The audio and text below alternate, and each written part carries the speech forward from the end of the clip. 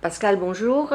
Est-ce que tu peux te présenter rapidement, en quelques mots? Bonjour, alors Pascal Bellin, je suis président d'SOS Hépatite Fédération qui a 20 ans cette année, mais là je compte intervenir en tant que médecin, addictologue, intervenant depuis plus de 15 ans au centre d'addictologie au XAPA de Saint-Dizier dans la Haute-Marne.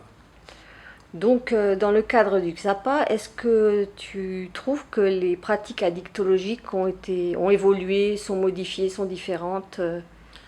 Oui, en 20 ans il y a une grande modification des pratiques. Alors la pratique elle est double.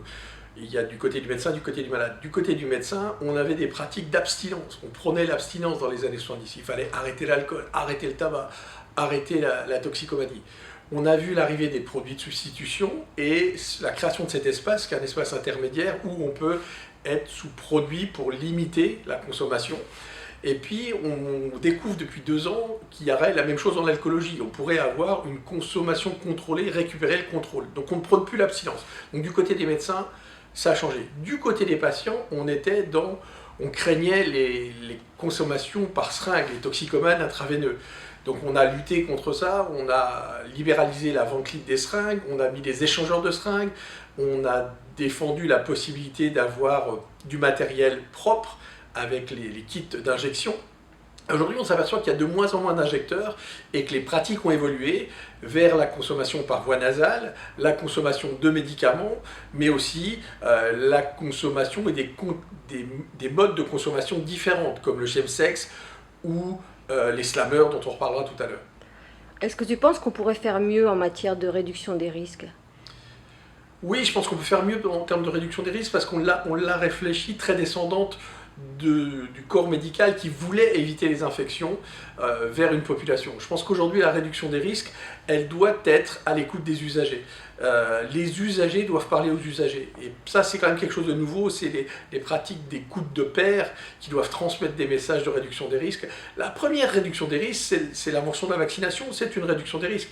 Aujourd'hui, on recherche d'autres techniques. Et les nouveaux modes de contamination sont complètement étanches à ces pratiques de réduction des risques. Donc il faut inventer des nouvelles pratiques.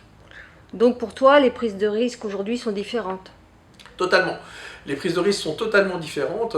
Hier, on avait donc ces pratiques d'injection, des abcès, des infections bactériennes, l'hépatite B, l'hépatite C, le VIH. Je rappelle toujours que la première communauté à avoir réduit l'épidémie d'hépatite de VIH, ça a été les usagers de drogue, avant les homosexuels. Donc ça veut dire que les messages peuvent circuler et peuvent être entendus.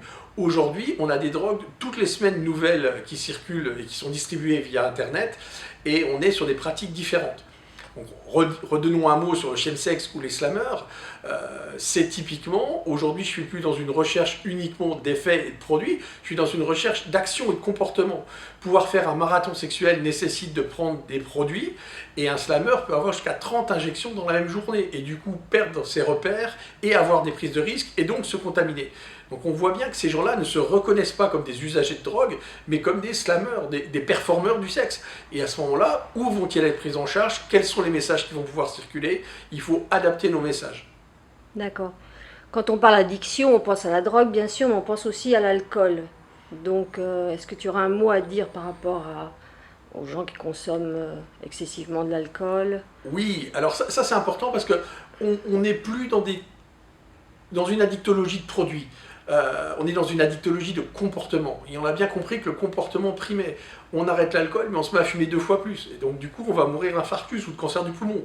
Donc on n'a pas forcément gagné quelque chose. On aura gagné sur le foie, mais pas sur l'espérance de vie globale du patient. Donc aujourd'hui, il faut sortir des produits pour être dans des comportements.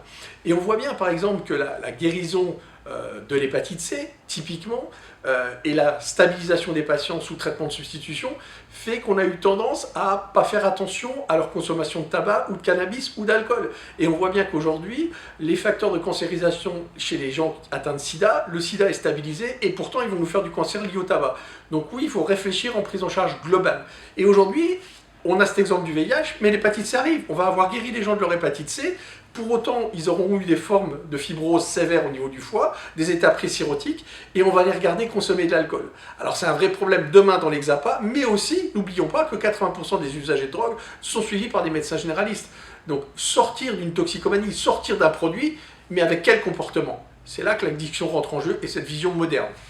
D'accord, donc en conclusion, pour toi, pourrais-tu me dire quels sont les enjeux de demain et quel serait ton souhait le plus cher? Les enjeux de demain, pour moi, c'est de se préparer à l'évolution. C'est-à-dire de ne plus être derrière et de suivre avec des actes politiques, d'être toujours avec un métro de retard, un train de retard. On suit les usagers, mais d'être vraiment avec les usagers dans un accompagnement pour comprendre au jour le jour quelles sont les nouvelles pratiques et adapter en temps réel les messages.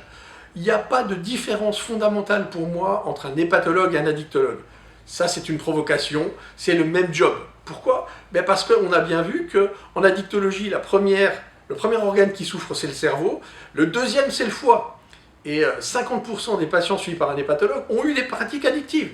Donc, ces gens-là doivent apprendre à se parler, à se connaître, à travailler ensemble, à développer des études ensemble, à développer des recherches ensemble, à mieux comprendre quels sont les facteurs agressifs sur le foie, y compris les médicaments. Et ça, je crois que c'est quelque chose de fondamental. Et ce que moi j'attends des années à venir, c'est que les psychiatres ont pu se rapprocher des addictologues, et on a bien vu les bienfaits que ça a pu avoir. L'enjeu des 10 prochaines années, c'est de rapprocher les hépatologues des addictologues. D'accord, merci beaucoup. Merci.